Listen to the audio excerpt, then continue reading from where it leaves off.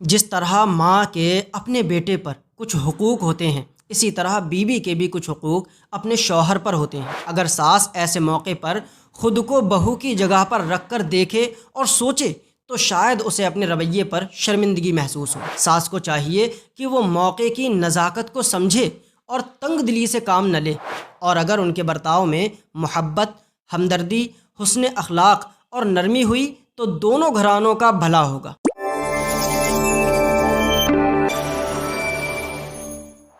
جس طرح ماں کے اپنے بیٹے پر کچھ حقوق ہوتے ہیں، اسی طرح بیوی کے بھی کچھ حقوق اپنے شوہر پر ہوتے ہیں۔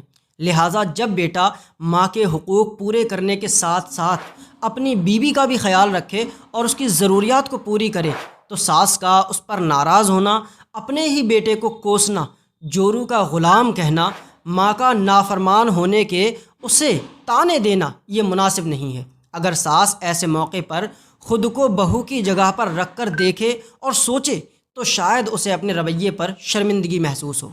اگر بیٹے کا بیوی کی طرف جھکاؤ زیادہ محسوس ہو تو بہو کے بارے میں ہرگز بدگمانی نہ کرے کہ اس نے میرے بیٹے پر جادو ٹونا کروا دیا ہے۔ یاد رہے کہ بلا ثبوت شرعی کسی کے بارے میں بھی بدگمانی کرنا یہ جائز نہیں ہے۔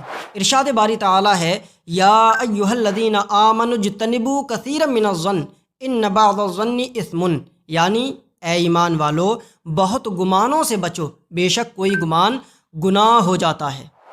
بدگمانی کی آفت دیکھتے ہی دیکھتے پورے گھر کی خوشیاں کھا جاتی ہے۔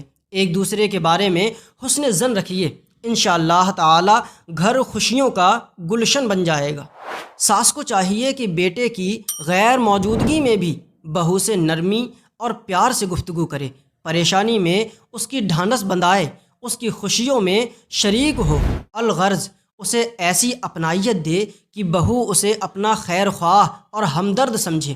لڑکی کے والدین کی عموماً یہ خواہش ہوتی ہے کہ ان کی اپنی بیٹی خوشی اور غمی میں ان کے ساتھ شریک ہو۔ ایسے میں بہو پر بلا وجہ پابندی لگا دینا اور اسے والدین کے پاس جانے سے روک دینا دونوں خاندانوں میں رنجش یعنی ناراضی کا سبب بن جائے گا۔ ساس کو چاہیے کہ وہ موقع کی نزاکت کو سمجھے اور تنگ دلی سے کام نہ لے، بلکہ بہو کے میکے کی خوشی اور غمی میں حسب موقع خود بھی شریک ہو۔ لڑکی کا گھر بسانے میں لڑکے کی ساس یعنی لڑکی کی ماں کا کردار بھی نہایت اہم ہے۔ وہ اپنی بیٹی کی ایسی تربیت کرے کہ وہ شادی کے بعد اچھی بیوی اور بہو ثابت ہو سکے۔ بیٹی بیاہنے کے بعد سسرال والوں کے خلاف اس کے کان بھرنا، چال بازیاں سکھانا، داماد کو اس کے والدین سے بلا وجہ جدا ہونے کے مشورے دینا اور بیجا مطالبات بیٹی کی زندگی میں زہر گھول سکتے ہیں۔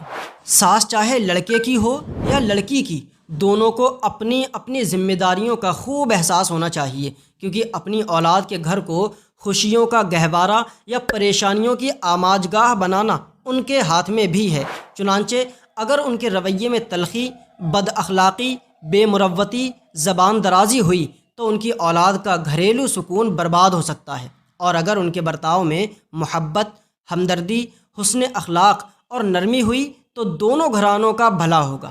گھر بسانے کے لیے چھوٹی چھوٹی باتوں کو نظر انداز کرنا، غلطیوں سے درگزر کرنا، گفتگو میں احتیاط کرنا اور پریشانی میں صبر، برداشت اور حکمت عملی سے کام لینا بہت ضروری ہے۔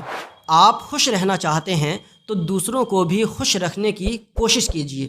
اللہ تبارک و تعالی عاشقان رسول کے گھروں کو امن کا گہوارہ بنائے، آمین۔ السلام علیکم۔